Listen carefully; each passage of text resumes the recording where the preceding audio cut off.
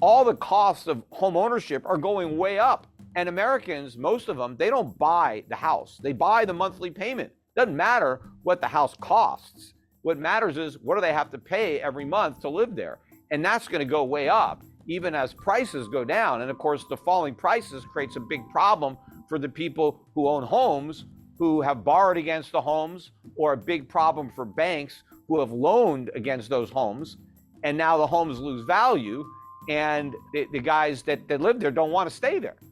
And now they have to sell these homes in a market where mortgage rates are way up, and so people can't afford to buy them. So it's a real disaster that's coming in housing, but it's not going to reduce inflation. Inflation is going to go up even as the economy goes down. So, the Fed has put us into a box, and there is no way out. And I've been warning about this for more than a decade. I knew exactly where we would end up.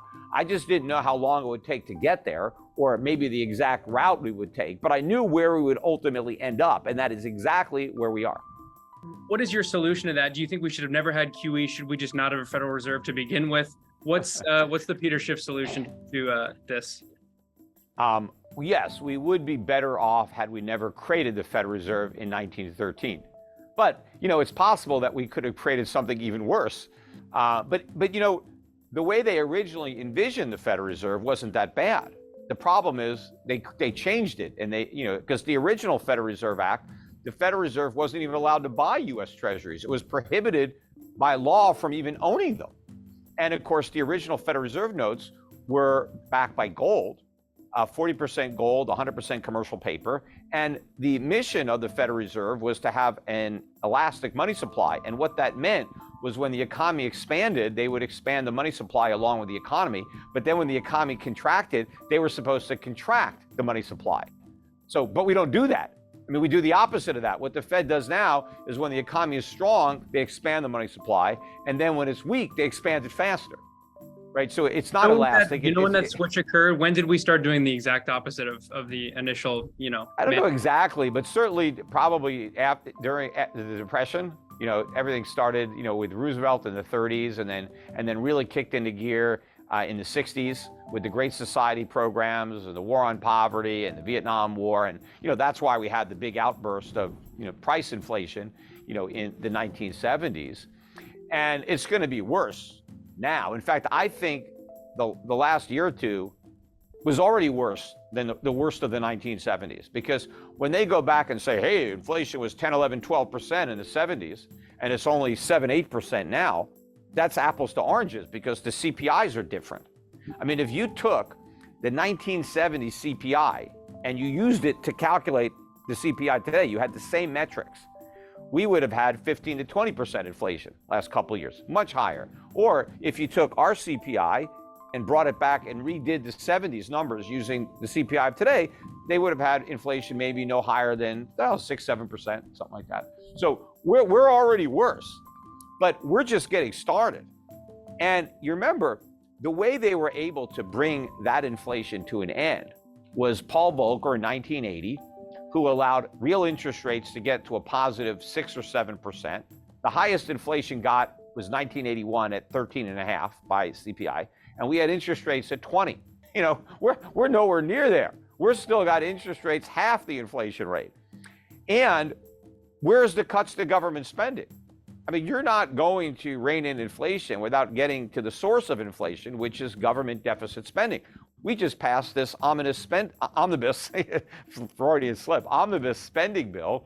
That's all financed by inflation. You can't fight inflation and create inflation at the same time. So I don't see any end in sight to the inflation spiral that's only now just getting started.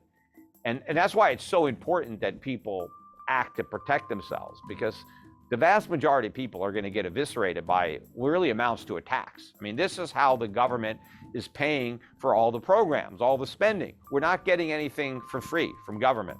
Everything government gives you costs money. And the way most people are going to pay for the cost of government is through higher prices. And we've only seen the beginning of the price increases that are coming. So you mentioned the importance of fiscal spending there, and the Great Society, LBJ's big welfare push being partly to blame for the inflation, and then Reagan's welfare cuts helping to rein it in.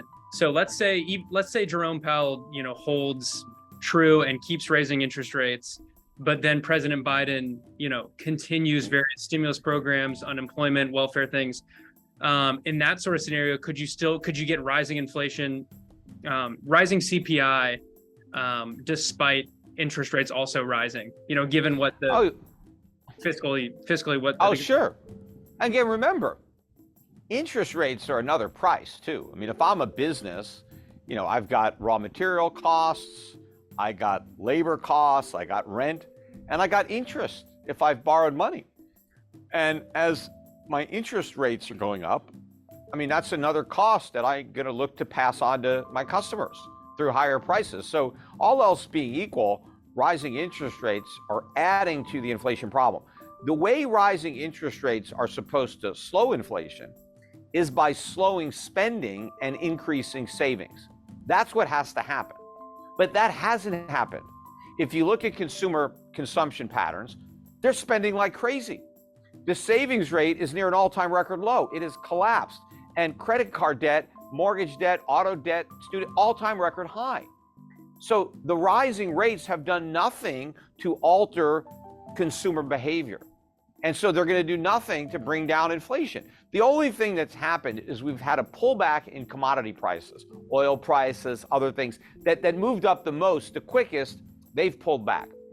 And so that's creating some hope that maybe we've seen the worst of the inflation and now it's coming back down. But no, those prices are going to consolidate and hit new highs, probably even this year. And the other thing that's causing some hope is that real estate prices are finally coming down. But that doesn't matter, right? Real estate prices are not even part of the CPI. What's part of the CPI? Owner's equivalent rent. So, and that still has a long way to go up. But the other factors that are there, utilities are in there, insurance is in there, maintenance costs are in there. All those things are going to go up. So even if the price of a house goes down, let's say a house that was $400,000 comes down to $300,000.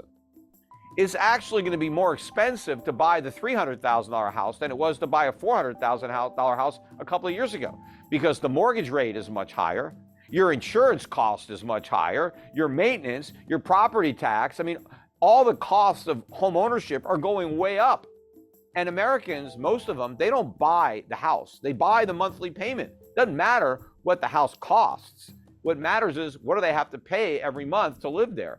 And that's going to go way up, even as prices go down. And of course, the falling prices creates a big problem for the people who own homes, who have borrowed against the homes, or a big problem for banks who have loaned against those homes. And now the homes lose value, and the guys that live there don't want to stay there. And now they have to sell these homes in a market where mortgage rates are way up, and so people can't afford to buy them. So it's a real disaster that's coming in housing, but it's not going to reduce inflation. Inflation is going to go up even as the economy goes down.